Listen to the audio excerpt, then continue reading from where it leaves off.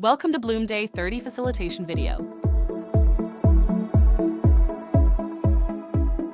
Welcome, coaches. We're moving into Bloom Day 30, and I know you're getting ready for it. By now, you've talked to your clients at least twice between Bloom Day 1 and today. These have usually been quick check-ins, either the morning after or the afternoon following their Bloom weekly meeting. Now, as we head into this day, your participants will likely feel more excited because of how well Bloom Day 1 went. Start by welcoming everyone and ensuring they have their water or coffee. I still love using table tent nameplates. It's a great way to help as you're still learning names and getting settled. Try to get everything organized so the session can start right on time. Watch the digital clock hit 9 o'clock and begin. As facilitators, we want to model starting and ending on time. It's something people often hear in parenting or leadership: do what I do, not what I say.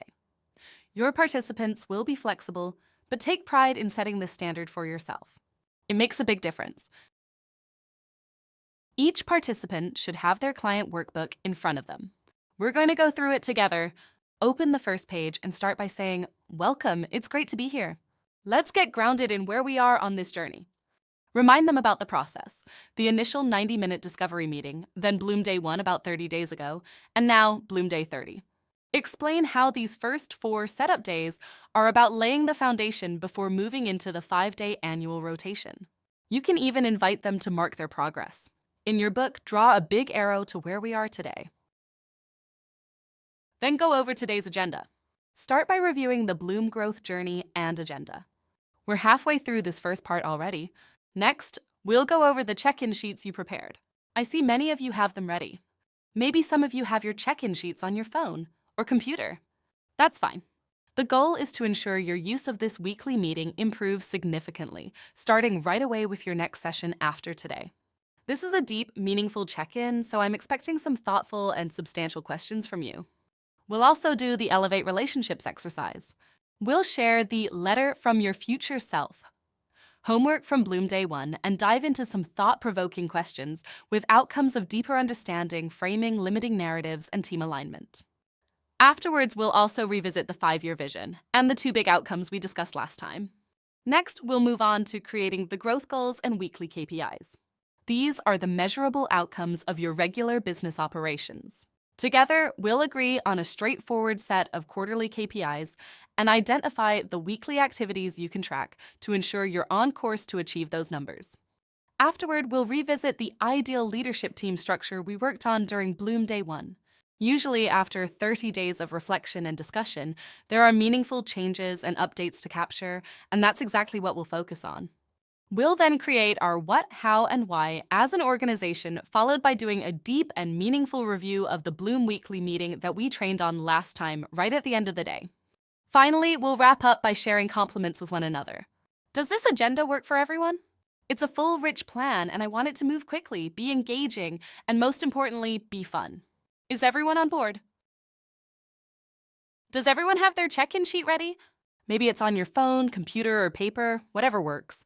If everyone has theirs filled out, that's fabulous. If not, just like I mentioned in the Bloom Day 1 video, you have 2 options. You can say, "I'll interview you," and use one of the check-in sheets to guide the conversation. This method often leads to a thoughtful discussion, though it can take a bit longer than if they were fully prepared. Let's start with the expectations and outcomes from the check-in sheet. Okay, let's begin. Johnny, you're on my left. Would you go ahead and start? Share your expectations or outcomes for today. Let me give you an example of what I mean. My expectations for today and how I'm inviting you all to show up are as a team of equals, acting as strategic leaders and working for the greater good of the organization. To do the highest quality work as a team, I need you to rise above your usual seat or department role and think like an advisor to the entire business. I want you to take a God view of your organization, seeing the big picture, all its people, geographies, products, services, clients, and customers everywhere. That's the mindset I'm asking you to embrace today. Beyond that, I invite you to be the most courageous you've ever been. If you don't find yourself saying or sharing something bold or risky today, you may not be fully engaging in the way I'm requesting. I'm asking you to take big, bold risks in your comments or questions, as long as they align with the greater good of the organization. When your heart is in the right place, you can share or ask anything, and it will be a contribution to the group. That's my coaching and my invitation for today. To be a strategic team of leaders working for the greater good, to take risks like never before, and to lean into discomfort so we can achieve the best possible outcomes. No need to run a timer during this portion. We're focused on setting the tone for the day. I turn my body language, my head, and my gentle eye contact fully toward Johnny, making it clear that what he's saying is the most important thing in the world to me right now. Really lean into this moment. If something isn't crystal clear, ask him, "Do you mean this? Is that what you're saying for an expectation?" As the facilitator, your role is to ensure their expectations align with today's agenda. If they don't, you need to adjust them right then and there before moving forward. Then share with the team. Okay, great. Let's check off Bloom journey and outcomes and continue on to the rest of the check-in sheet. Remember, as you begin the check-in, start a timer on your phone. Each person gets about 3 minutes. Once everyone is shared, return to Johnny and say, "All right, now we're moving into the next part where we'll run the timer." We've found that 3 minutes per section is the ideal amount of time for this. Hand the timer to Johnny and explain, "I'm going to pass this around and you'll be able to watch it count down in front of you." Then guide them. Start at the top with Celebrate the Wins section and the most meaningful personal thing, and share through giving a shout out to 1 to 3 people in your organization. Take it away, Johnny. From here, the process runs itself. Your job is to listen closely to the great insights being shared. After everyone has shared Celebrate the Wins, set another 3-minute timer and invite the team to share the Bloom Weekly section at the bottom. Participants will mention what isn't working with their Bloom Weekly meetings or the quarterly priorities they set on Bloom Day 1. These notes will help guide the time spent at the end of the day when you revisit the Bloom Weekly meeting, ensuring you address what matters most. You're not just going over what you did last time. Now that they've run 3 or 4 of these meetings, it's time to have a real conversation about how the Bloom Weekly meeting can go from ordinary to magical. Most teams will already be raving about it, and that's what we're building on here. During their 3 minutes when they share what's not working with their weekly meetings or quarterly priorities, write those things down by the leader. If they mention something that's not working for people in their organization, clarify if it's about the right person or the right seat. These are 2 separate issues. Add them both to the O&O, Obstacles and Opportunities list. Have your laptop open with their Bloom account ready, and add these issues directly to the O&O list under their name as they share. You're working as a teammate with each peer leader. They're running the timer and referring to their check-in sheet while you're capturing what's being said. Make sure you fully understand what they're talking about. Be incredibly curious about their business. Let yourself get excited about what they're building and show it. Point things out as they share. Wait, didn't you say last time that was your biggest gross margin opportunity? What happened this past month? Wow, that's amazing. Doesn't that unlock huge potential, like doubling your business in that one niche? If they're flat in their response, don't hesitate to inject energy. Doesn't that excite you? It sounds huge to me. Build rapport by showing genuine interest and enthusiasm. As you listen, compliment their progress. Figure out what resonates with each person, what their love language is, and offer appreciation in a way that clicks for them. You're building connection and trust. Yes, you're schmoozing a little, but it's genuine because you're fully invested in their success. You're selling them on the journey. You're getting excited about their business and making it clear to everyone in the room that you're genuinely invested in their success. You're fully present, fully engaged, and really in it. This means you're not checking your phone or thinking about anything else in your life. If something unrelated pops into your head during this time, maybe something you forgot a couple of days ago, write it down quickly in a way you'll remember later. Then get your focus back. This isn't about purging your to-do list. It's about using self-management and awareness to stay in a state of flow or in the zone with your clients. Once everyone has their 3 minutes, you're capturing what's not working with their Bloom weekly meetings, quarterly priorities, their opportunities and obstacles organization-wide, and their people.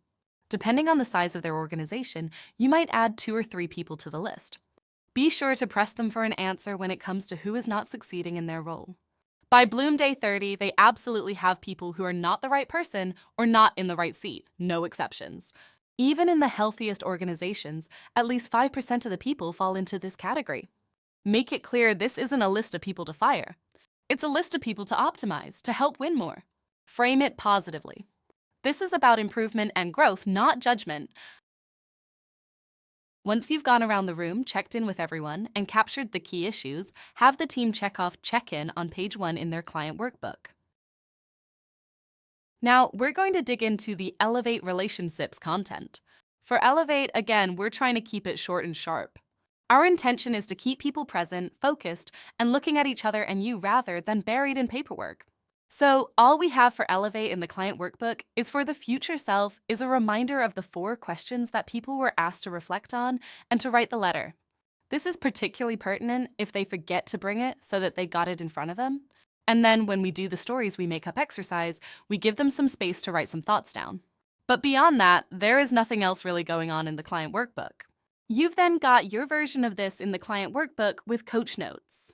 As a reminder, the facilitation guide is the heartbeat of the session. It shares why we're doing it, what you need to prepare in advance, what are the key messages that you need to land, and the homework.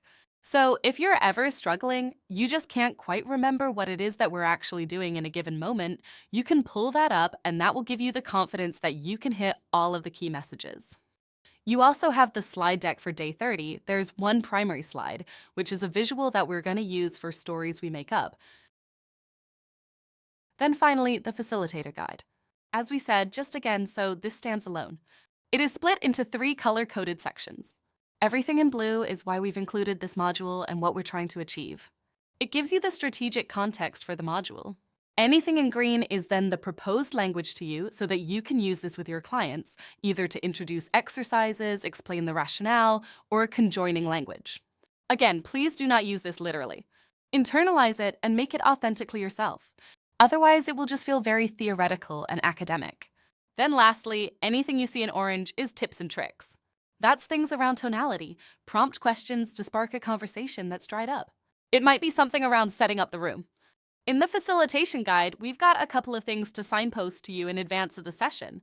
At the end of day 30, we share the homework. On Bloom Day 1, we invited them to write a letter from their future self, set 5 years from now. I'll go into that when we get to our future selves. I would strongly suggest that 5 working days before the session, at least you send a prompt message to the team to remind them to do it. 30 days, it might as well be 30 years for most people's working memory, and they simply won't remember that you asked them to do this, or at least half of them won't, and they will not do the exercise unless you send the prompt. And then the second thing is, as I said in the Bloom Day 1 training, we chose not to introduce the circle concept to folks on day 1 because we didn't want to overload them with too much. One of the key things is that often clients will have booked a conference room with a whopping great immovable boardroom table right in the middle. And you don't discover this until you arrive and it's too late and there's nothing you can do about it. So when you are setting up this session and sharing expectations with the client, make sure you communicate to the client's facilities or office manager or whoever it is that's going to book the room to find you a room that ideally has a movable table, or perhaps is large enough that there is space that you can carve out a circle to the side of it. Sometimes that's just not possible, and we have to live with what we live with. But given we have time in advance to plan for it, actually taking the time to figure that out is really helpful. And if they're trying to say, well, how big is it? Ideally, you've got a circle of chairs with 12 inches between each chair so that everyone has enough space. That's the setup. Then we're into the beginning of the Elevate content. We start, unsurprisingly, with a welcome back. There are 3 things we want to achieve in the welcome back session. The first is we want to introduce the circle. The second, as we always do, is we want to immerse them into the space and make them present. And then the final thing is we want to reconnect them back to the warm, positive glow they felt at the end of Bloom Day 1. Those are the 3 things we're trying to achieve in this first session. So the first part is going to be about introducing the circle. And the interesting thing is it occurs to be rooted in ancient indigenous philosophy. Wherever you go around the world, people have seemingly landed on the circle as a means of dealing with reconciliation, healing, governance, decision-making, fostering community solutions, recognizing individuals, and creating a sense of unity, whether that's the Native American and Canadian First Peoples who have used it for years as a healing process, whether it's some African tribes who use Ubuntu philosophy for a lot of communal solution development. In the UK region, the Celts used it as part of their decision-making and governance models. It's really interesting that different parts of the world who had never met and could never have shared knowledge all landed on this as a philosophy and an approach. It tends to suggest there's an ancient wisdom to this. Before anyone thinks I'm getting a bit woo-woo or spiritual, there's actually quite a lot of practicality to this. So when you put people in a circle, it's immediately non-hierarchical. There is no head of the table. Nobody is in charge, and everybody becomes super present because you can see everybody. A key part of a circle is that only one person can talk at a time. So when there's only one person talking, everybody else is increasing their active listening, and it slows the conversation down and people really focus on each other. Finally, when people are in a circle, there is a natural unity and interconnectedness, and that's the ideal quality when people are doing inner work, whether that's individually or collectively. When it comes to the circle, I would be explaining this, that it is rooted in this ancient indigenous philosophy, and it is used today. You can even think about when South Africa went through post-apartheid. It used this type of philosophy in its reconciliation process. It's used for everything from decision-making to rebuilding whole countries. It has application and merit. Then I would be saying to the group, let's make the circle, and you want them to do it. It's a purposeful activity where the founder and the CEO are equal to the newest member of the team. Everybody is setting it up together.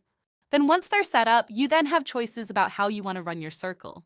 As I say, there are some standard principles that apply. It's non-hierarchical. There is no judgment.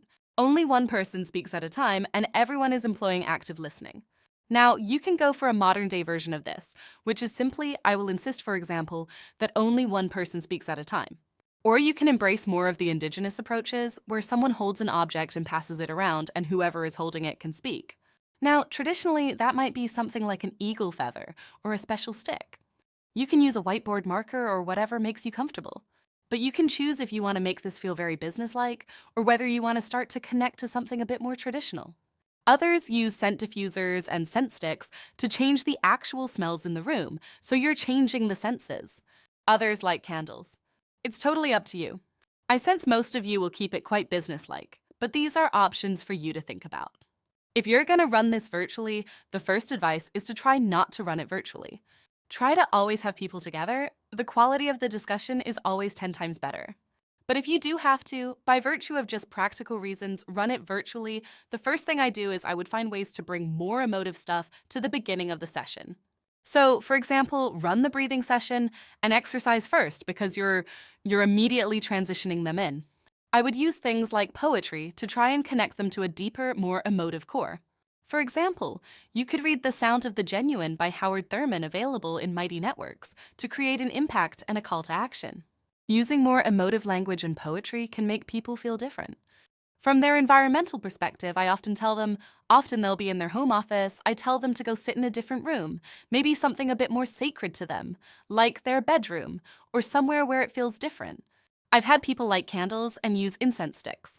For one client, I was a bit cute and I sent them care packages with these things in it in advance, and it cost me a few dollars, but they all lit their candles, and I added some nice biscuits. In other words, they broke bread together and they had candles. It felt different for them. I created an environment, even in a virtual space, that felt different.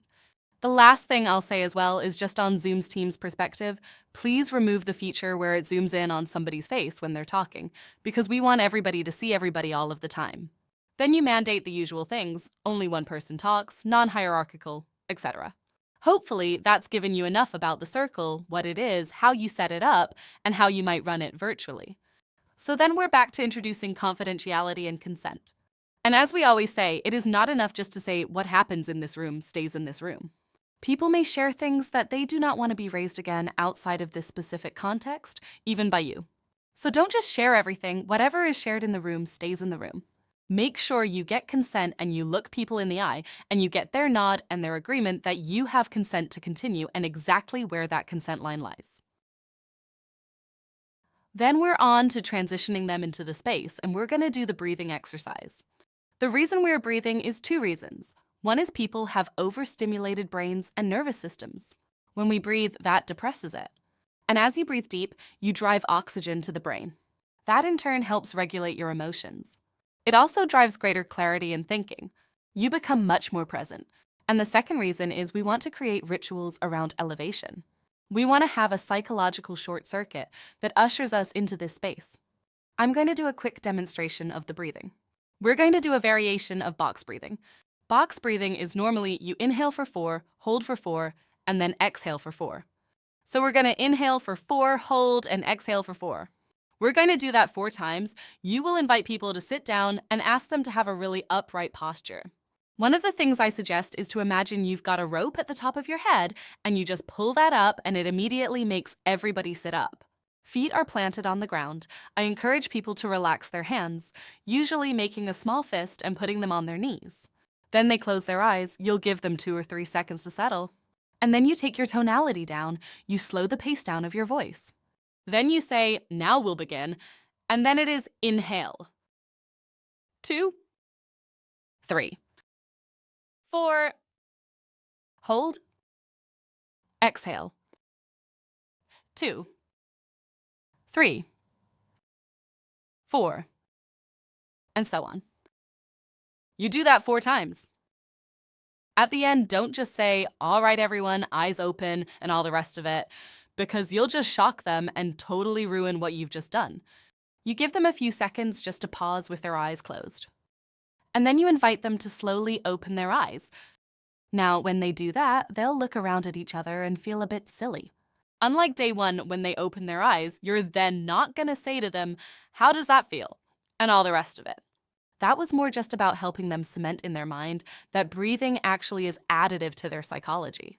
Instead, we're going to focus, now that they're centered, on reconnecting with Bloom Day 1. You'll ask them, what were those moments of connection, growth, and insight? What stood out for you? You want to try and get 2 or 3 people talking. This is only a minute or 2, but what we're trying to do is short-circuit the brain. We're trying to bring them back to that positive glow when they left Bloom Day 1, straight back into it rather than having to use the exercises to rebuild it. I reminded you at the end of Bloom Day 1 to please write down any reflections they made at the end of Day 1. You can play this language back to them. Once we're done, for the analyticals in the room who need to know what the agenda looks like before they can ever engage in it, you'll share what we're going to cover. We'll be reminding them that they have brought their letters for their future self. When somebody starts to look really uneasy, I then usually take a minute to go, well, if some of you haven't brought your letters, let's just remind you what the ask is and slowly go through the questions, and then I remind them it's in their client workbook, and that perhaps as I'm talking and setting up other things, they might want to reflect on what would be the answers for each of these questions. We want them thinking about it whilst there's processing time, not while other people are maybe sharing their letters. Following the letters from our future self, we're going to talk about stories we make up. Then we'll close out the circle, reflect, and share homework. It's always good to emphasize the circle symbol to them. Great, we formed a circle.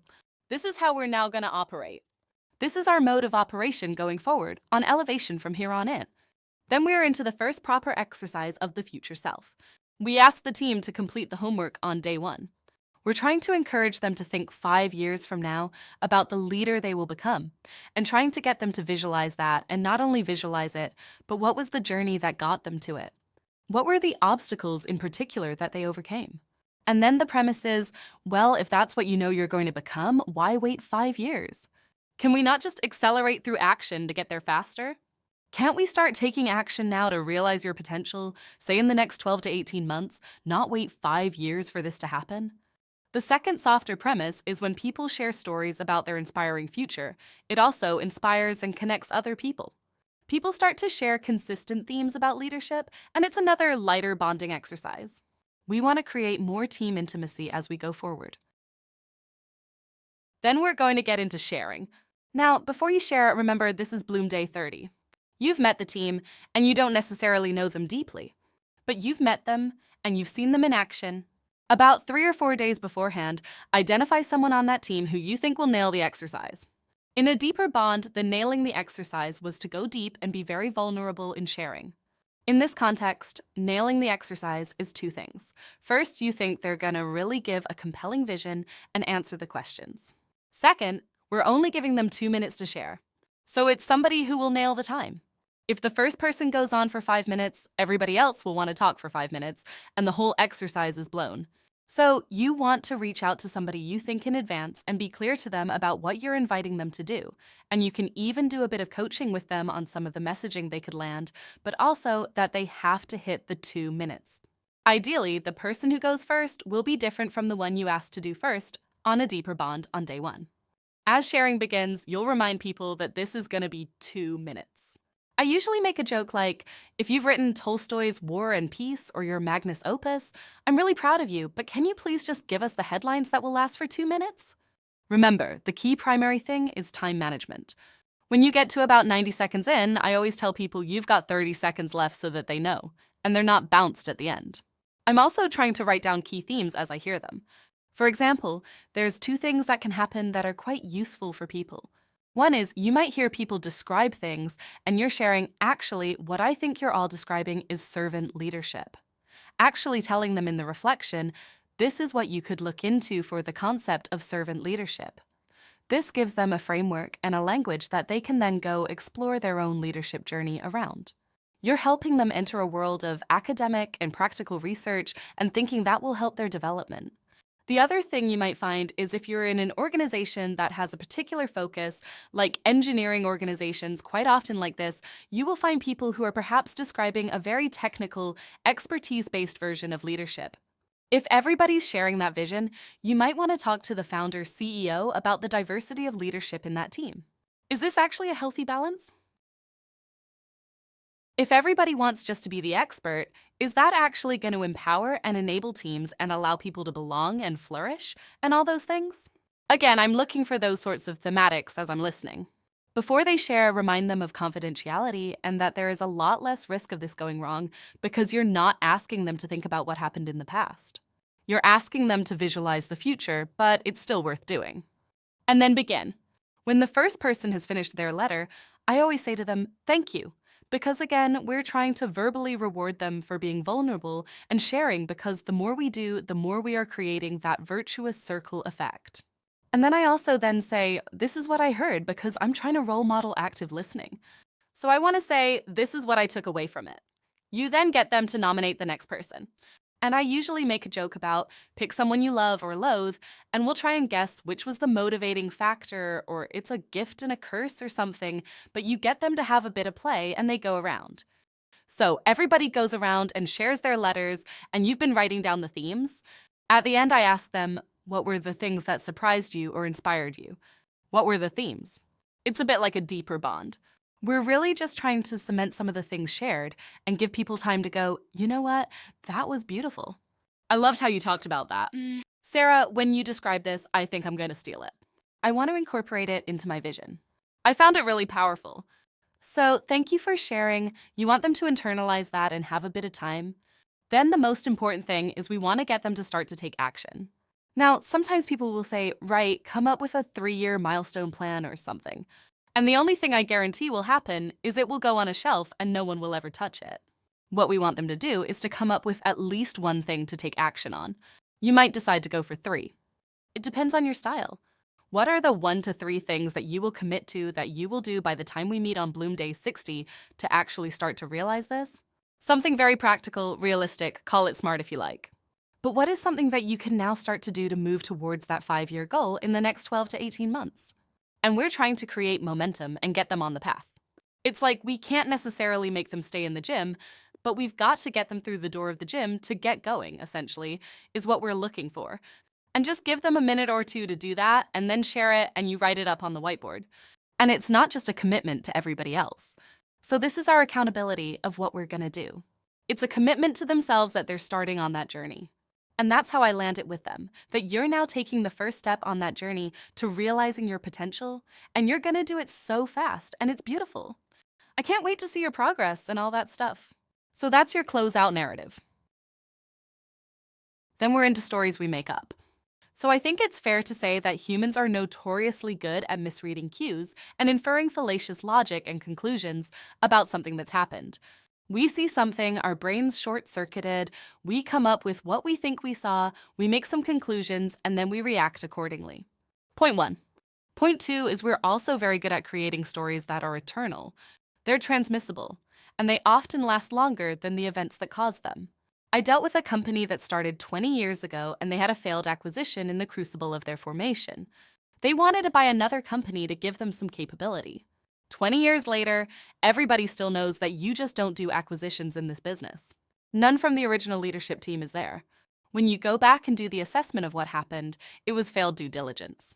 It was the wrong cultural fit. It was the wrong target, basically. but they have learned that they just don't do acquisitions around here. And it is never challenged because they've created this story. I remind people that this is an introduction, therefore we're going to look at the stories that we make up, and that we're not going to look for the big organizational ones. We're looking at the ones that we as individuals make up in our personal and professional lives. Then I walk us through an example. This is the example we're working with at the moment, and you folks can maybe give feedback if this works for you. Obviously, you can share your own personal story. Something happens that is always a fact. It's a trigger. You texted your best friend, but they didn't reply for 2 days. And that is objectively true no matter what happens. That's what happened. In our heads, our perception, our story is perhaps my friend doesn't care about me as much anymore. If we could go inside their heads and get below the iceberg waterline, would actually find that, well, they were just overwhelmed with work and they forgot to reply. But the outcome is that I might not reach out immediately again. They might create a bit of distance.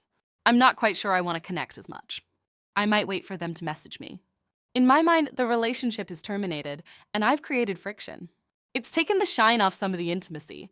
And if you translate that into a professional context, that might mean we don't collaborate as much, or I might not reach out to them as often. And it's all drawn from a false inference.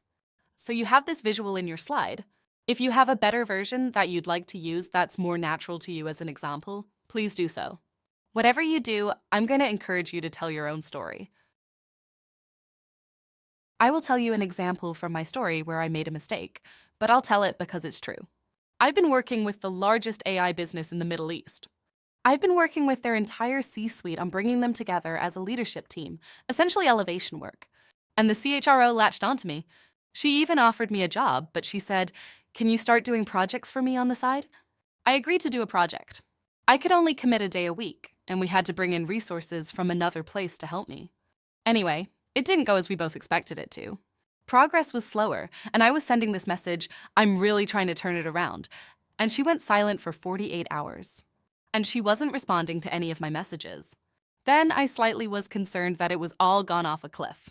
I rang some of her direct reports. They said they didn't hear anything from her about there being an issue. Another 24 hours go by. I sent a conciliatory email to her saying, "I guess this has bothered you and can we get together to discuss it?"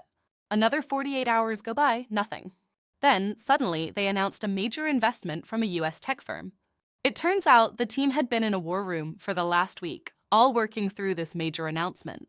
She then starts sending me all these messages like, "Why are you bothering my team? Why are you sending me conciliatory messages?" It was all good. Now I've created a parent-child relationship, and I'm embarrassed, and I have to spend the next few days cleaning up the conversation. We're fine now, but that was just because of a story I made up in my head. As far as she was concerned, she just probably thought I was deeply insecure, and I had some childish issues.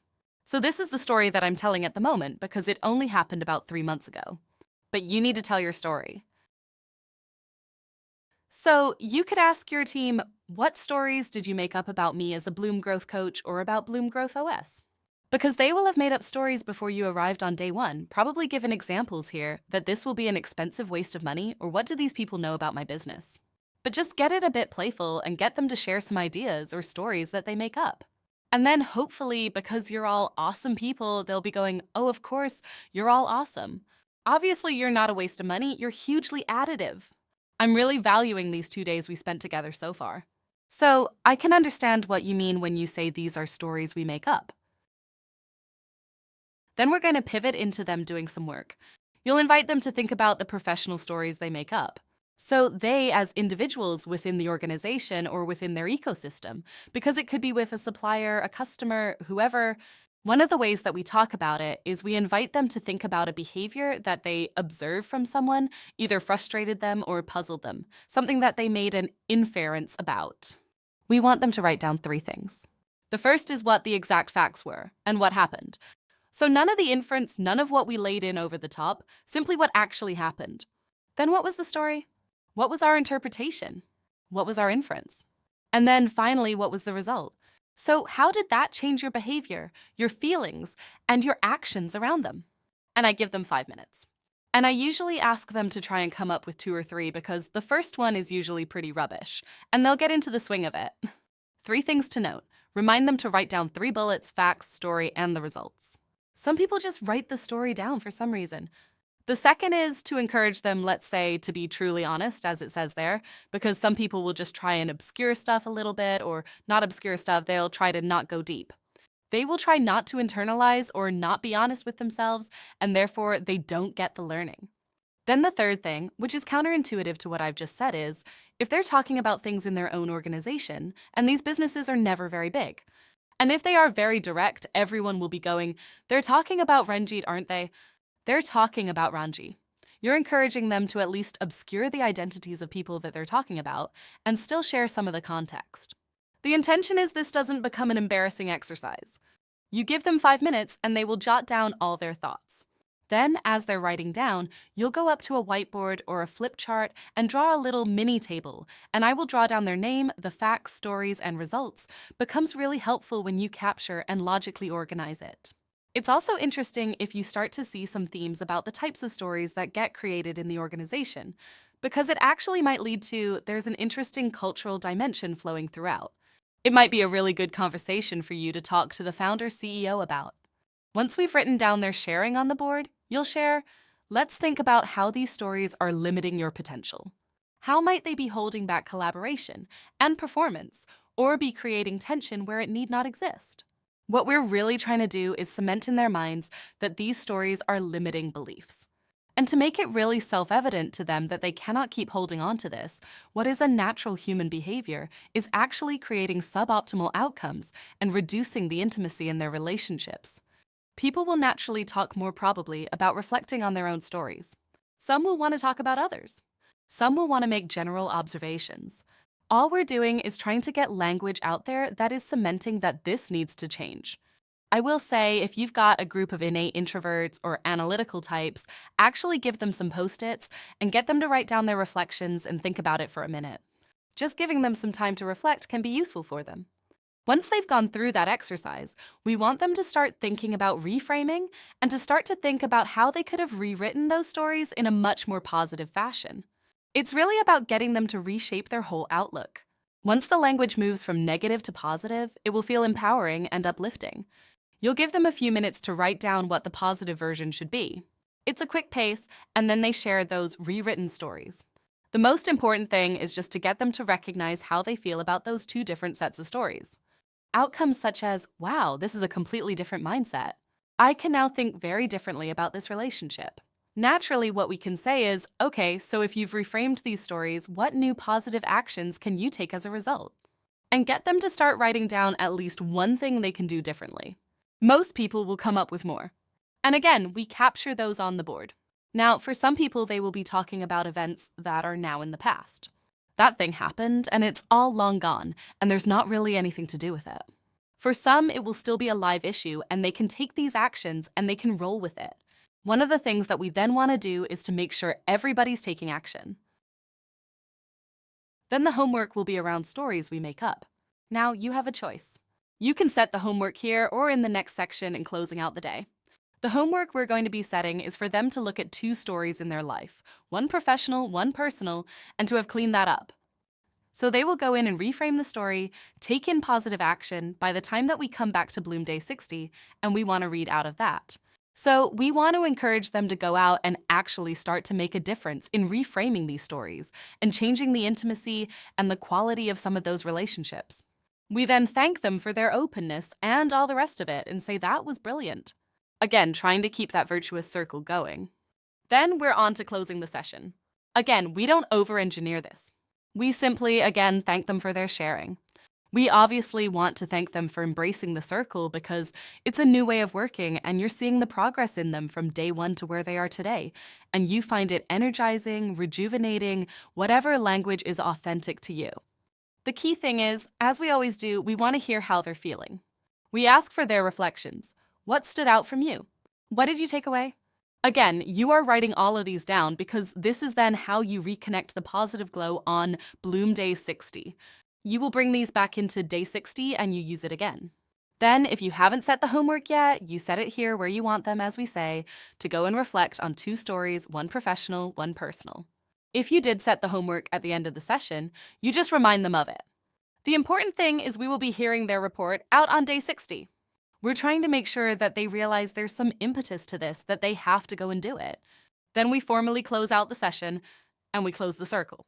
Now, in an ideological world, from my perspective, you would close the circle by moving the chairs back to where they originally were because we're trying to create a ritual around elevation. You go into the circle, you have breathing exercises and reflections, you do the inner work, you reflect, you close the circle, and that creates a coherent experience. It feels like you're entering elevation and you're exiting elevation. In practical terms, you might decide you really cannot be bothered to get people to move their chairs, or actually you really like them working in that context. From a design perspective, trying to keep elevation bookended is really helpful in terms of consolidating it in their mind. You'll then have the team return to page 1 and check off Elevate. All right, on day 1 we worked on the 5-year vision. Let me pull it up in Bloom. Sometimes we even write it on the board, but it's often right in Bloom. What usually happens is we get this about 80% right on day 1. Then, after the team has had time to sleep on it and think about it, we revisit it. Can we take this work from 80% good to 90% or even 100% good during this conversation? Let's tweak some words if needed. Remember, we're aiming for something that's both quantifiable and qualitative. And if we can, let's make it concise. Even if it's more than 2 things, keep it clear and impactful. In a few cases, this will have been nailed on day 1. It's really sweet when that happens, but don't expect it. What you're doing here is taking something that's 80% good and moving it to 90% or even 100%. Sometimes during this process, the idea will already be at 80% or 90%. And someone will say, oh, we went to breakfast the other morning and this was Michael's idea, and we all thought it was great. They'll already have the tweak or update for you. Other times it's nailed on day 1, and those are really sweet moments. But don't count on that. Some days you'll need to spend up to 20 or 30 minutes here. You might need to write it on the board, dissect the sentence, and make sure it checks all the boxes. It has to be large enough to be both scary and exciting. It has to feel bigger than what you know how to accomplish right now, but achievable over the next 5 to 10 years as a team working together. It has to be something that calls on all of you to work together as a team of strategic leaders in a bigger and better way than you ever have before. It's not something you can reach by staying the leaders you currently are. It's going to require growth. That's where the excitement and fear come in. A little scary, a little exciting. Let's go get it. How are we going to get there? When your employees ask, the answer is always, we'll get there together 1 quarter at a time.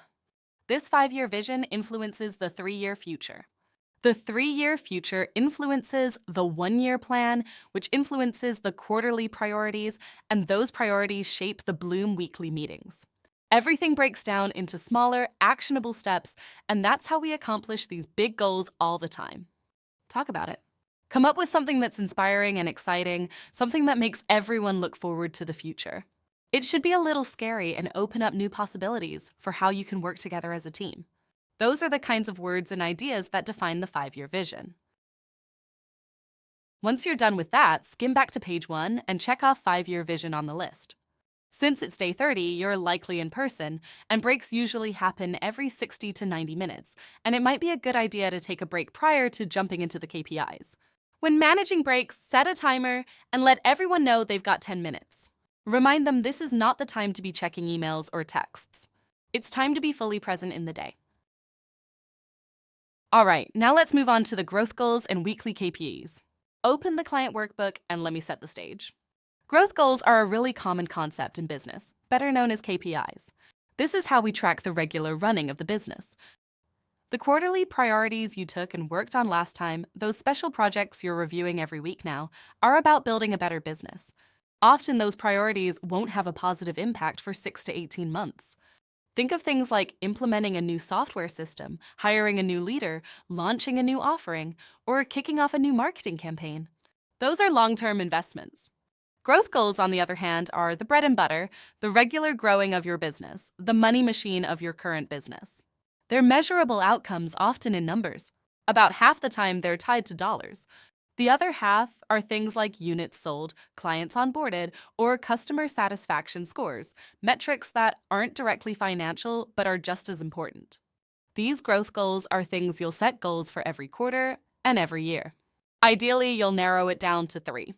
When these 3 numbers are consistently achieved quarter after quarter, year after year, you'll know your business is healthy. So that's the short story of growth goals. Let's dig in. Revenue, profitability, employee happiness, gross margin, growth rate, number of verticals, these are all suggestions I start throwing out in the room. As a coach, I'm throwing these out in a conversational way. I'm not writing them on the board or anything, I'm just kind of ranting to get them thinking. I'm not giving them silence yet, though some people are already writing things down. Here's what I want you to do. Do not come at this from your department's perspective. Rise up to the God level of your entire organization. What are the 3 most important numbers-based outcomes? I know you can come up with 10, but the hard part is boiling it down to just 3. If these 3 things are true, say client happiness is this high, or we're getting this many referrals from existing clients, which might actually be the same thing, so we don't need both, and gross margin is at this percentage, then you know the company is in good health. For example, if I know the gross margin is at this percentage and referrals from clients are like that, I don't know what else I would need to know. Those 2 numbers alone tell me everything about the company's health. All the other factors are within our control. Something like that. Come up with your 3. This whole shtick I'm doing right now, you're welcome to steal it, copy it, and make it your own. This is how I warm up the room. Okay, so we're leading up to me shutting up. In just a moment, I'm giving you 4 minutes of silence. I want you to stay focused, even if you've already written down 3 ideas. Spend those 4 minutes brainstorming another 10, and then pick your top 3. During this time, don't put your pen down, and absolutely do not pull out your phone. That's not allowed right now. I want some deep thought going into the 3 most important metrics, the 3 numbers you'd set goals for every quarter and every year. These are the numbers that, if hit, tell you the business is solid. Tell the participants, don't fill out the bottom of this yet. Once that's clear, give them some silence. As they work, walk around the room like a teacher, checking over everyone's shoulder to make sure they're actually doing the work. Without fail, there will be 2 people in the room who have already scribbled down 3 shallow ideas and are now daydreaming or starting a side conversation. You've got to be the disciplinarian here. Set your timer for 4 minutes, and during that time, make sure you're not part of the distraction. Stay focused and keep the room on task. After the silence, once you've collected 3 numbers from each leader in the room, assuming it's a 6-person team, you'll have up to 18 numbers. Start putting them on the board. There will be lots of overlap, so as you write them, begin grouping duplicates by dotting them. If you're doing this virtually, pull it up in one of the notes sections within Bloom. But most A30s are in person, so writing them on a physical board will usually apply.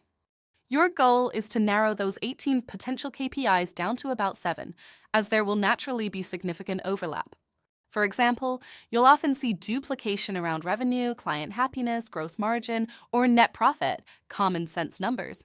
From those 7, you'll then distill the ideal 3 or 4 KPIs. These 3 or 4 should act as the key indicators of overall business health. When these numbers are hit or achieved, they suggest all the other numbers are in good shape too. On the board, look for the items that received the most duplication and ensure there's no unnecessary overlap. For instance, you probably don't need to track both gross margin and net profit. They're connected enough that one will suffice.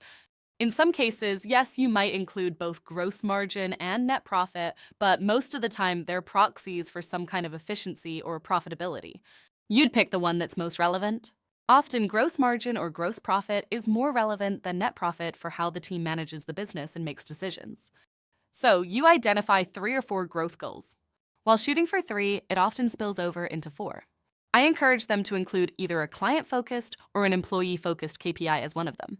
This makes it much easier to discuss these goals with employees. It's not just about make more money or get more dollars. Make sure this is part of the conversation. Once you've narrowed it down to 3 or 4 growth goals, write them down at the bottom of the sheet. Everyone should record them in their client workbook. Then say, all I need are guesses. For now, what you need are guesses for day 90, 1 year, and 3 years. Since the 5-year vision is already set, there's no need to go beyond year 3 for this conversation. The reason 5 years is included on the chart is that some teams, especially younger firms or tech companies, use a 5-year vision timeline, and firms under 10 years old often prefer this approach. You can flesh out what those numbers look like at 5 years if needed, and some might carry over into the 5-year vision. However, for now, the focus is on day 90, 1 year, and 3 years because that's what will feed directly into the growth plan. Facilitate this process. If they get stuck or are too numbers oriented, tell them, just guess. This is confidential until day 90. Don't share it with anyone. It's okay to guess. No one's getting in trouble, and you won't be held accountable for these initial estimates.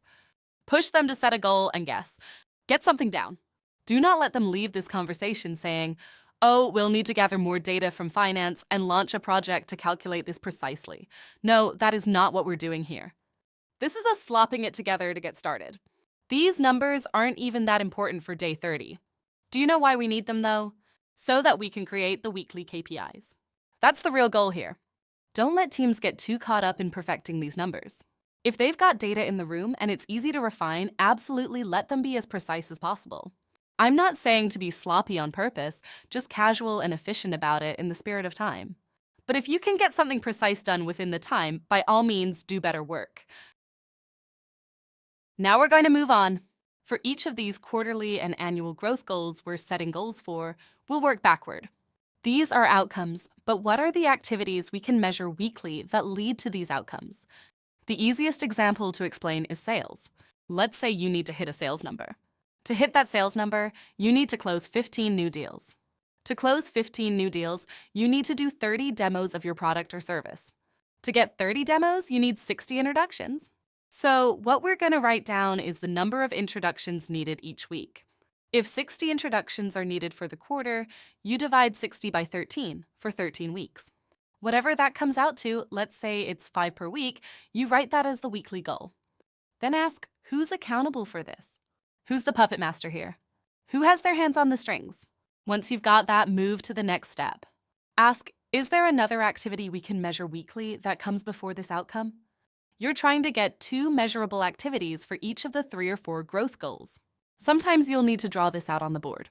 Write the quarterly growth goal as the end result and ask, what happens before you get this result? What are the steps leading up to it? The goal is to get weekly KPIs that can be measured as far in advance of achieving the quarterly outcome as possible. The further upstream you can measure, the more time you'll have to course correct and actually hit your quarterly goals. Look for activities that are quantifiable weekly and closely related to the final outcome. These are reliable leading indicators. They are the holy grail. This conversation can easily take an hour to facilitate, so give it the time it needs to ensure these weekly KPIs are clear, actionable, and measurable. We've got 110 minutes blocked for these growth goals and weekly KPIs. That's the perfect amount of time for the whole conversation, from setting the stage to building it out. When facilitating this and getting it right, I often tell teams, all we can hope for here, even when we're doing it really well, is to get it 50% right on this first pass. This is just the starting point. Over the next 12 months, we're going to iterate on this 10 times. With each iteration, you'll refine it, fall in love with the process, and realize what an incredibly valuable business tool it becomes. There's no way to know if we've nailed the right metrics without starting to measure some of this. Half of these might feel a little uncertain at first, and that's fine. As you facilitate, draw things out on the board if needed. The goal is to identify the most reliable leading indicators that can be measured weekly. When I say reliable, I mean indicators where there's a direct connection between the activity and the outcome. It has to make common sense, like if you increase sales meetings, you'll get more sales appointments, which will lead to more deals closed. Even if we get it only 50% right on this first pass, it's enough to start providing value immediately. It will help them question their business processes and how they're spending their time. Over the next 10 iterations, it will get better and better, becoming like a crystal ball, a way to see the future of their business coming together. This is about the regular running of the business, the money machine. Ideally, for each quarterly KPI, the team will identify activities that measure both speed and quality. In a perfect world, they'll have a speed metric that shows how quickly the activity drives results, and a quality metric that indicates the effectiveness of the activity. That's the euphoric state we're aiming for, metrics so reliable that once you've identified them, you can predict outcomes. You'll know how fast results will come and how high the quality will be. Often, once these metrics are identified, it becomes obvious what to try next to improve either the speed or quality. As you measure them, you'll naturally start to see opportunities for improvement. I know some of this starts to overlap with the process conversation, but it's completely relevant here. This is the holy grail, starting down this path, iterating over a year, and getting better with every cycle. They'll do some iterating on their own and some with your guidance. The holy grail, though, is that every one of your 3 to 4 quarterly and annual KPIs is the same thing and is tracked over different timeframes. Every one of your quarterly and annual KPIs has a speed and a quality metric that can be quantified weekly in your Bloom weekly meeting, and they're reliable predictors of achieving that outcome. Now imagine you've got 4 of those KPIs. That gives you for 8 items on your Bloom weekly meeting agenda. If 2 of them are in the red for the week, you're going to put them on your O and O list. Then you'll discuss and decide what to try to get them back on track. And remember, once you learn how to measure it, you often figure out how to move it. You'll get those items back in the green. This is the regular running of your business, process-driven, looking at the right data in a proactive way so you don't have fires to put out. Some of you might take pride in how well you handle a crisis, but what I'm talking about here is a well-run business hitting its goals without needing crises, because you can predict your future so well. It's a sweet place to be. So, what do you do with clients who wanted to have lagging indicators on their Bloom weekly meeting KPIs? I let them put them on there mostly. As long as we're just talking about a couple, it usually doesn't create obstacles or opportunities that impact the business much. If you're running your business based on lagging indicators, welcome to being average. That said, there are some lagging indicators, like cash in the bank, that people are going to look at weekly anyway. If that's the case, I say, sure, put it on here so you don't need another meeting just for that. Just don't expect something like cash in the bank to bring up obstacles or opportunities very often.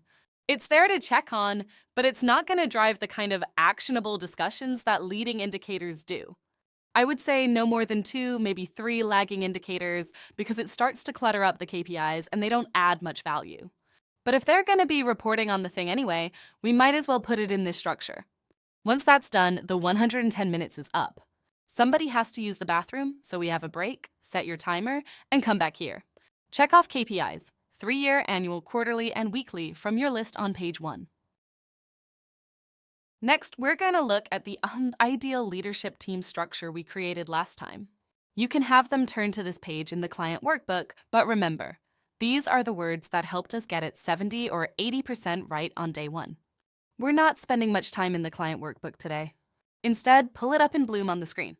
Remember, we didn't put any names in yet. The first step is to confirm the thinking around the seats. Ask, are these the right seats? After sleeping on this for the last 30 days, do these seats still make sense for how the leadership team should be structured to grow the business faster and double it as soon as possible? That's the North Star, a blueprint for remodeling the leadership team. This is the team you're aiming to put in place 11 months from now. Remember, I said to think 12 months out when we worked on this last month, so we're now looking 11 months ahead. When I say some version, it could include a mix of full-time W-2 employees, that's regular employment in the US, contractors, part-timers, vendors, or fractional roles. The goal today is to refine and finalize the blueprint. Start by confirming the seats. Are we sure this should be 1 seat and not 2? Should this actually be 2 seats instead of 1?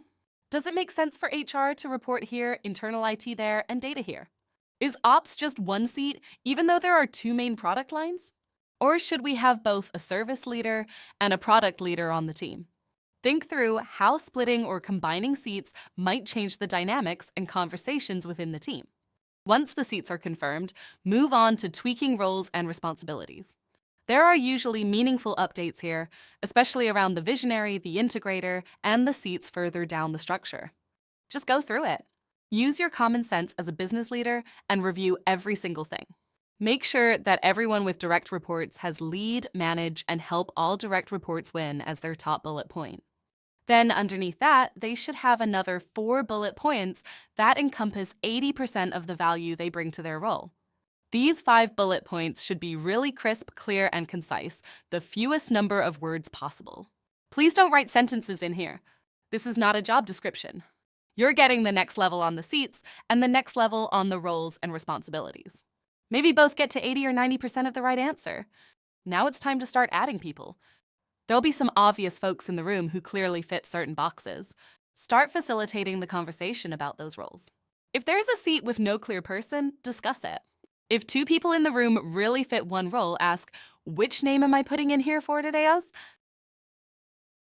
The goal is to walk out of the session today with a plan that feels workable. For any empty seats, assign one of the team members to fill it temporarily.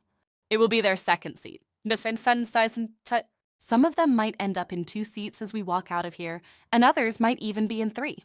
Reassure them not to change how they're running the business based on this yet.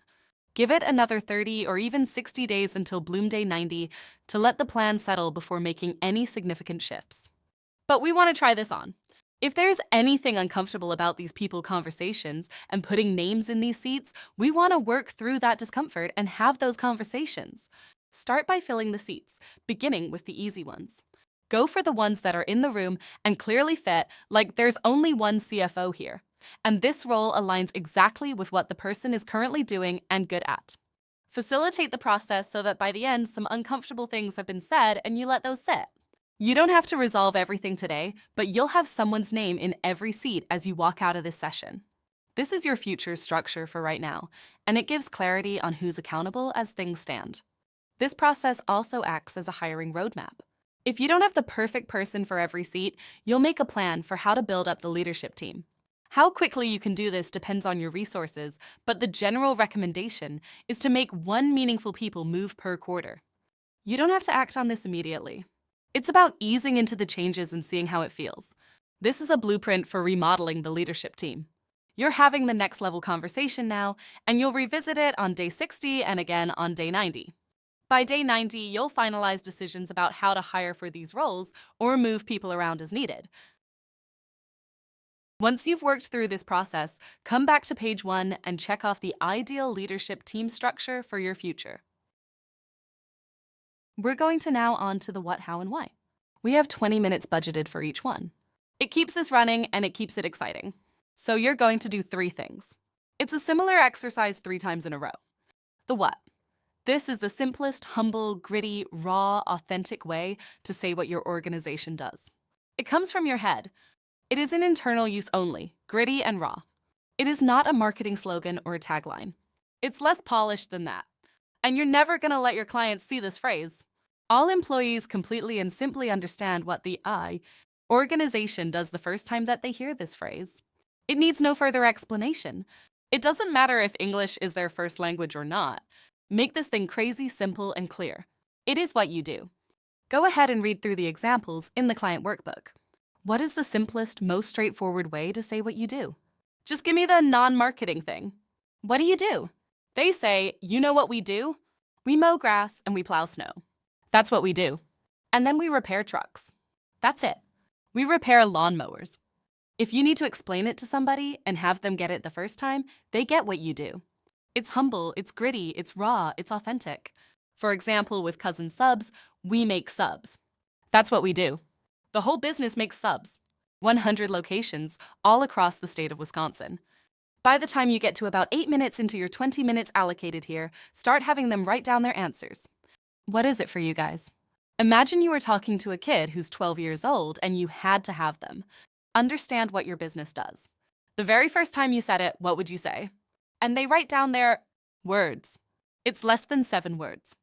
So after you've given your participants 3 to 5 minutes of silence, or whatever it takes, you're walking around the room and seeing their progress, ensuring they're keeping it 7 words or less.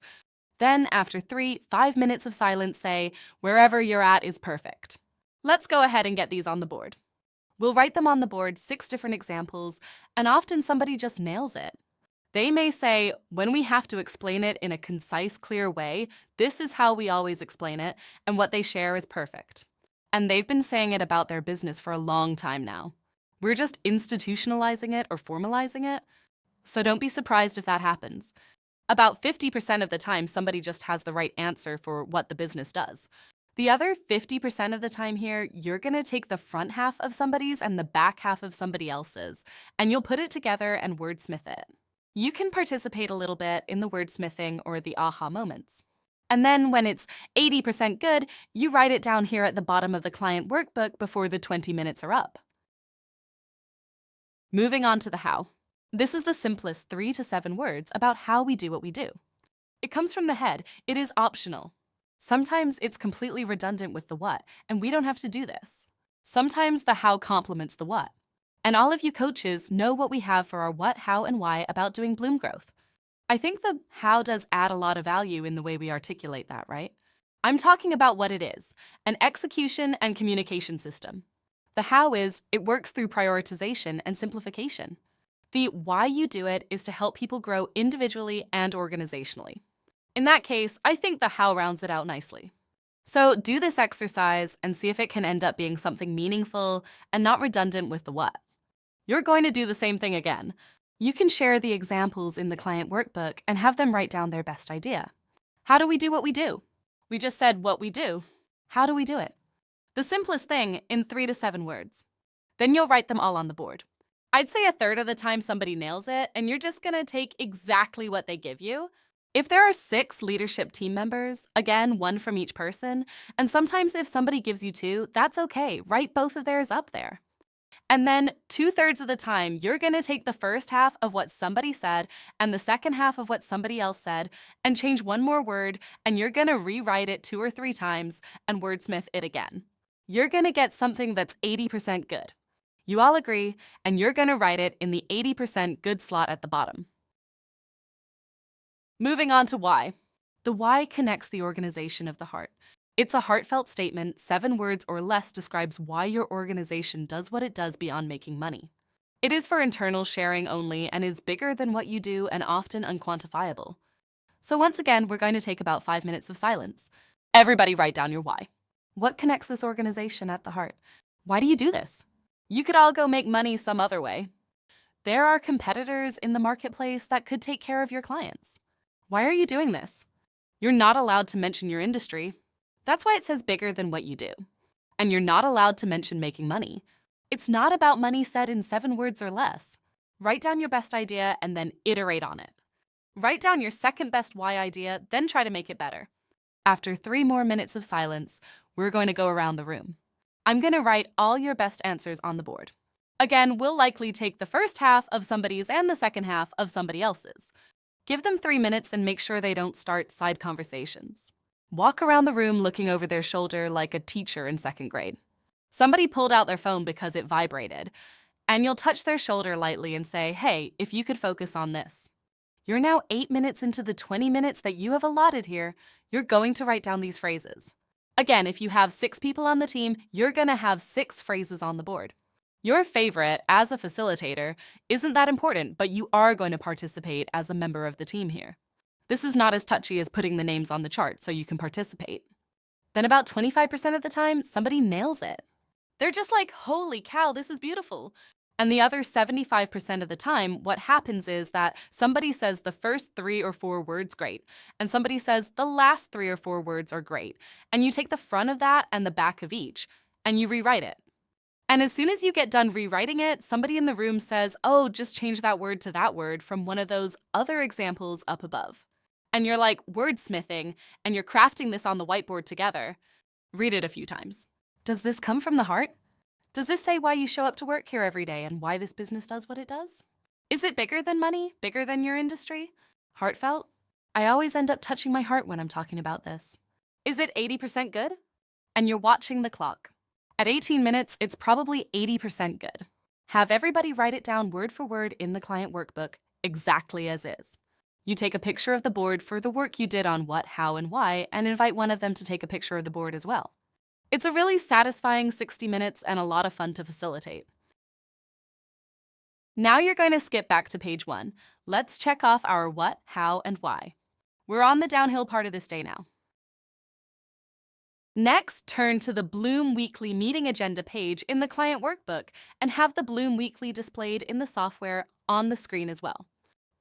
You're doing a combination of training on the Bloom Weekly meeting and software usage, so be prepared for both. Almost all their focus will be on the screen, but the content is also in the workbook to ensure they can write down at least one aha moment or action for each point. For the check-in, I'll give you a speed version of how this works. You can go back and watch the Bloom Day 1 video for more details, but here's a quick overview of the Bloom Weekly meeting agenda. This is next-level training, and they'll likely have great questions. For the check-in, this is where vulnerability comes into play. Each week, team members allow themselves to be known. They come prepared with their most meaningful personal and professional highlights and explain why those things are significant. It's not just about stating the highlights, it's about sharing the why, the impact, or the significance. It's their responsibility to let the team get to know them authentically. It's not the teammates' job to draw them out. Each week, this is the time to peel back the layers and share their true selves with the team. Next, move into the quarterly priorities. This isn't a project management check-in. Anything that's already green or blue doesn't need to be discussed. Instead, the focus is on what's off track. Marking quarterly priorities off track should happen early and often in the planning period. At this point, 1/3 of the way through the quarter, anything not 100% on track as planned needs to be flagged. It's common at this stage to have 25% or even up to 33% of quarterly priorities marked as off track. When you're honest with yourself, some priorities aren't 33% of the way done. They're not on track to be completed as written. The good news is you still have 2/3 of the planning period left to turn it around. But the first step is getting honest and marking the ones that are really off track. Go through the list and ask, is this 100% on track as written? Help them mark the ones that aren't. Then say, here's what you do next. Every week in your meeting, pick the 2 priorities that have either hit a big opportunity to leverage or encountered a big obstacle to remove. Click the Context to O&O button, don't modify anything, just hit the button and click Enter, and it goes straight to the O&O list. This is how you handle quarterly priorities. Focus on the 2 most meaningful obstacles or opportunities. You'll do the same thing for your weekly KPIs. Pick 2 items from the KPIs that are off track or in the red, even if they haven't hit a specific obstacle or opportunity, and put them on the O&O list. Next, we move to headlines. This is mostly company news and often focused on people, your customers, employees, and vendors. There should be about 15 to 25 items here, with each leader adding around 3 per week. I'll show you where to find this at the top. I'll show you how to add headlines there too. Challenge yourself to add 1 per day. These can be small things, nothing is too minor to include. When you have 15 to 25 headlines every week, it gives the leadership team a clear view of what's happening across the company, departments, geographies, everything. During the meeting, you'll review these in about 5 minutes. It's like drinking from a fire hose. Most of it, 90%, is good news. However, 1 or 2 items will stand out as opportunities or obstacles, and those should be added to the O&O list. Almost always, 1 thing comes up for the O&O list from here. Sometimes it's just a to-do, and we take that directly from this discussion. Next, we move into the to-dos. You go down the list and check them off, aiming for 90% completion. These are your most sacred promises to each other as a team. They are 7-day action items, not 14 or 21-day tasks. If it's a 14-day task, you figure out how to take half the progress and commit to having that done by today. This keeps your organization executing crisply. As teammates, when you really need something from someone else on this team because it's slowing something down in your department, you create a to-do during this weekly meeting. These are the most important promises you make to each other. As leaders, when you take a to-do, you arrange your calendar to make time for it. These are your highest priority commitments, and you need to get them done 90% completion every week. When a to-do doesn't get done, it should be for a meaningful reason, and that item goes on to the O&O list. Throughout the week, I want all of you to add at least 1 thing to the O&O list. Use the bar at the top in the software or the app. During the meeting, you'll also add more, 2 new O&Os from the quarterly priorities and 2 from the KPIs. That's 4 more, and often you'll pick up 1 from the headlines and 1 from the to-dos. So now you have the 6 items added throughout the week and the 6 more added in this meeting. Once that's done, sort your O&O list by the most recent, pick the top 3, and get to work. Then you'll start 3Ding. 3D stands for Discover, Discuss, and Decide. First, you'll discover. Concisely state in 1 TOSFER's 2 sentences what we are talking about, including the outcome that you need. Some examples of outcomes are, do you need a decision? Are you sharing information, or are you gathering information? The goal is to get to the root cause. Be sure to determine who owns this decision. Take your time in the discovery of the O&O. Next, you'll discuss. Keep the discussion focused on the outcome that is requested. Be open, honest, vulnerable, and humble for the great good in your sharing. During the discussion, everyone fully participates and leans in, regardless of their seat in the business. Stay alert to not let the conversation go in circles. Once everyone has shared, transition to decide. The discussion section of 3D should go quickly. Finally, you'll move to decide. While deciding, you'll go slow such that it's a meaningful, permanent, and inspiring decision. Every action is captured as a specific to-do in the software. There are 6 types of permanent, inspiring decisions. It could be a change in process, a change in a person, a change in our strategy, something we choose to stop doing or say another way, or strategic quitting. It could be delegating to someone else, like a regular employee, contractor, vendor, or AI. And the last type of permanent, inspiring decision is choosing to automate. Once you're working with the O and O list, you'll pick the top 3 items. Always prioritize by what's most important, not by what's interesting, urgent, or easy. This is crucial, so make it part of your vernacular. We prioritize by most important, not the interesting, urgent, or easy. As a coach, you'll say it 1,000 times. We're a prioritization and simplification system, and this is how we prioritize. You'll spend 25 minutes leveling up the Bloom Weekly meeting such that the team is making inspiring decisions. Be next level honest and a truth teller for the greater good. In this meeting, you don't show up as your department head. Show up as a strategic leader working across departments for the greater good. I want finance in the sales conversations just as much as I want sales in the ops conversations. Strategic leaders work together for the greater good, solving opportunities and obstacles permanently and in inspiring ways. That's what the 3D process is about. Then you wrap up by discussing how the meeting could have been better and noting what to try differently next week. Capture these insights in the meeting notes and bring them up during the check-in the following week. When this process is mastered, and it will be within the next 30 to 60 days, it will become the most valuable 90 minutes of your work week. It's amazing how it ties together the most important things in the business and forces decisions on those priorities. You'll 3D, then someone takes a to-do to put that decision into action. The following week, you check in on it. Doing this well 52 times a year moves the business forward significantly.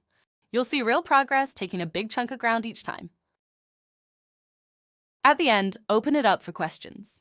You've probably taken some questions along the way, but this is the time to address any remaining ones. I would assert that they haven't fully participated unless everyone has taken at least one note on each item. Check-in, priorities, KPIs, headlines, to-dos, and the O&O list. Hey, could write down something like add 2 to the O&O list, add 1 headline, or add 1 to-do. It's crucial to get them excited and educated about the next level of nuance here. If you do this well, their very next Bloom Weekly meeting after day 30 will be the best one they've had so far. When a team is really engaged, it's okay for this part to take up to 35 or 45 minutes. I know that might sound like a lot as we time block day 30 and look at the agenda, but this is for sure one of the most important parts of the day. It's about making sure their next Bloom Weekly meeting is the best one yet. And that will hold true after day 60, day 90, and when you observe them at their Bloom Weekly meeting after day 90 and before their first Bloom Quarterly. Vary one of these touches, whether it's day 30, 60, 90, or first quarterly, is about taking their meetings to the next level. Day 1 is the launch, but every touch point between now and the Bloom Weekly observation, prior to their first quarterly, should result in their very next Bloom Weekly meeting being their best one ever. They should see noticeable, measurable improvement each time. This is about behavior change and developing a new practice. If you solidify the Bloom Weekly meeting agenda, refine all its pieces, and become an expert at making this process amazing, your clients will stay with you as a coach for the slower burning, long-term improvements. Building the ideal future chart takes time. It typically takes 2 to 4 quarters to move people around and hire new ones if needed. The process conversations also take 2 to 4 quarters to start showing any real results, and there's a lot of tough, sometimes frustrating work in the short term. One of your key responsibilities as a coach is to make this process so incredible that it hooks the client to stay with you for those slower burning changes. They'll get tons of value from other components, but the Bloom Weekly is what secures their commitment early on. It's the lowest hanging fruit, the piece that delivers tangible value quickly and that everyone falls in love with. Make sure you become passionate and excellent at this. The Coach Weekly meetings you're attending with Isaiah and the other coaches are critical for honing your skills. Treat each of those meetings as an opportunity to learn something new. Those meetings are essentially weekly training sessions to help you build personal experience so you can speak confidently about this process. Become a master at getting leadership teams to love this meeting and extract tons of value from it. Make this the most valuable 90 minutes of their week. Have them raving about this meeting within the first 120 days. Once that's achieved, the rest of the journey feels like it's all downhill. This locks them in. They'll say, this alone, plus all the related conversations, is worth the price of coaching. The time spent on offsite days becomes a no-brainer because they see this as worth the investment. Everything else in Bloom Growth OS is just the icing on the cake. So there you go. That's the Bloom weekly meeting agenda and the level of passion and mastery I expect you to develop. Then have the team go back to page 1 and check off Bloom weekly meeting and check off wrap up, because that's what you're about to do. Turn the client workbook page to the wrap up section. On this page, participants will write their favorite and most valuable part of the day, the #1 thing for us to do better on Bloom Day 60, and a meaningful compliment for the person on their left. You can also point out what's expected next, including identifying one personal and one professional story to reframe. Remind them of 100% attendance at Bloom Day 60 and that everyone should attend Bloom weekly meetings unless they're on vacation. Encourage them to bring their courage to make permanent and inspiring decisions during 3Ding. Emphasize the importance of starting to say uncomfortable things for the greater good of the organization on a weekly basis. Fight for the greater good and step into this work fully. Give a couple minutes of silence for the team to write their answers, then check in with them.